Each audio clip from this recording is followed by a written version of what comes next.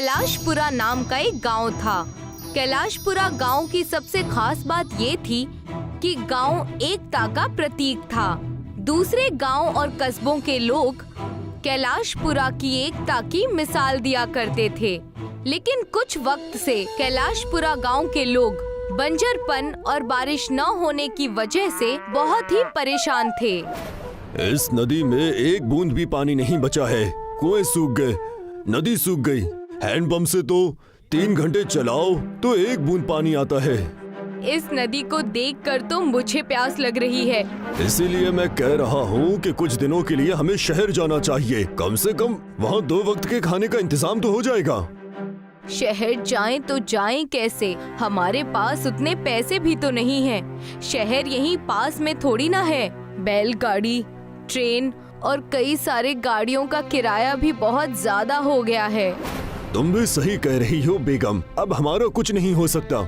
चलो गांव की तरफ जाकर देखते हैं। गर्मी से प्यास के मारे ऐसा लग रहा है जैसे समुद्र का पानी ही पी लूं। अरे मुरारी, ये कैसी बातें कर रहे हो? समुद्र का खारा पानी कोई कैसे पी सकता है भला? और क्या करूं हीरा भाई, गर्मी के मारे हालत खराब है। हमें इस चीज के ऊपर ना काम करना होगा, वरना हमारे गांव के बच्चे बूढ़े सबकी जान खतरे में आ जाएगी। हमें चलकर गांव के चबूतरे में बैठे पंडा बाबा को इस मसले के बारे में बताना चाहिए। वहां चलकर इसका कोई न कोई हल तो निकल ही जाएगा। तुमने ठीक कहा, हमें वहां चलना चाहिए। हीरा मणि और उसकी बीवी मुरारी के साथ मिलकर उस गांव के सबसे बूढ़े पंडा बाबा के पास जाते हैं। बाबा जी की जय हो। पंडा बाबा उनसे कहते हैं, कहो तुम सबका यहाँ किस काम से आना हुआ? वैसे तो कोई भी मेरे आसपास नजर नहीं आता। वो क्या है ना कि हम आपसे ये जानने आए हैं कि हमारे गांव की पानी की मुसीबत कब ठीक होगी। तुम अब आ रहे हो जब सब हो गया, जब बीत चुकी है। हम कुछ समझे नहीं जनाब, आप क्या कहना चाहते हैं? खुलकर कहिए ना। सारे गांव वालों को इकट्ठा करो और चलो मेरे साथ। लगता है ये जनाब प्यास के चलते पगला गए हैं, बहकी बहकी बातें कर रहे हैं। पंडा बाबा सारे गांव वालों को लेकर गांव के सबसे पुराने सूर्य देव के मंदिर जाते हैं और वहां जाकर कहते हैं, ये देखो, तुम गांव वालों में से कोई भी नहीं जानता कि सूर्य देव की मूर्ति कहाँ गई। बाबा के इतना कहते ही सब मूर्ति की ओर देखते हैं और उन्हें वहाँ पर कोई भी सूर्य देव की मूर्ति नजर नहीं आती जो वहाँ पहले हुआ करती थी।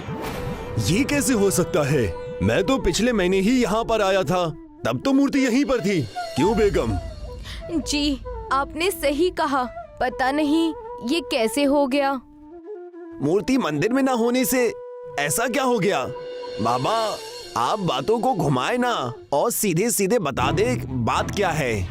तब बाबा ने सारी बातें गांव वालों को बताई। तुम सबको याद होगा महीने भर पहले शहर का एक इंसान यहाँ पर घूमने आया था। जी बाबा, मुझे अच्छे से याद है और वो मंदिर में ही रुका हुआ था। वाह, ये मंदिर तो बहुत पुरानी लग रही है। अगर मैं इस मंदिर की मूर्ति को बेच दूं तो मैं रातों रात अमीर हो सकता हूँ, लेकिन इसके पीछे मुझे बहुत दिमाग लगाना होगा।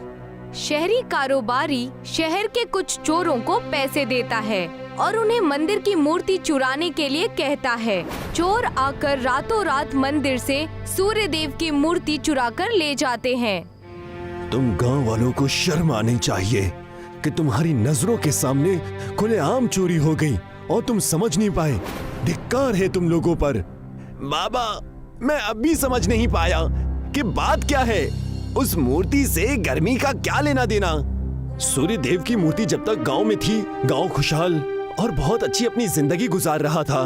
मूर्ति चोरी होने की वजह से ही इतनी सारी दिक्कतें हमारे गांव में आ रही हैं। ठीक कहा हीरा मणि ने, जब तक वो मूर्ति अपने सही स्थान पर नहीं आएगी तब तक ये दिक्कतें बढ़ती ही रहेंगी और उस व्यापारी को गुनाह की सजा उसे जरूर मिल जाएगी। हीरा मणि और मुरारी, तुम दोनों शहर जाकर मूर्ति ढूंढो और उसे इसी जगह पर फिर से ले आओ। आपका हुक्म सर आंखों पर। हम तुरंत ही शहर के लिए रवाना हो रहे हैं। बेगम, तुम कुछ खाना बांधकर हमें दे दो, हम आज ही शहर के लिए निकलेंगे। बाबा की बात सुनकर मुरारी और हीरा मणि शहर जाने के लिए तैयार हो गए। सारे सामान लेकर वो शहर के लिए निकल गए। पूरे 2 दिन बाद वो शहर पहुँचे। फिर हीरा मणि ने कहा, इतने बड़े शहर में हम उस व्यापारी को कहाँ ढूंढेंगे? सिर्फ तुमने ही उसे देखा है, मुझे तो पता भी नहीं है कि वो कैसा दिखता है। शैतान हमेशा अंधेरे में नजर आता है। वहाँ देखो, कई सारी गैर कानूनी दुकानें और कई सारे अवैध व्यापार चलते हैं। वहाँ चलो।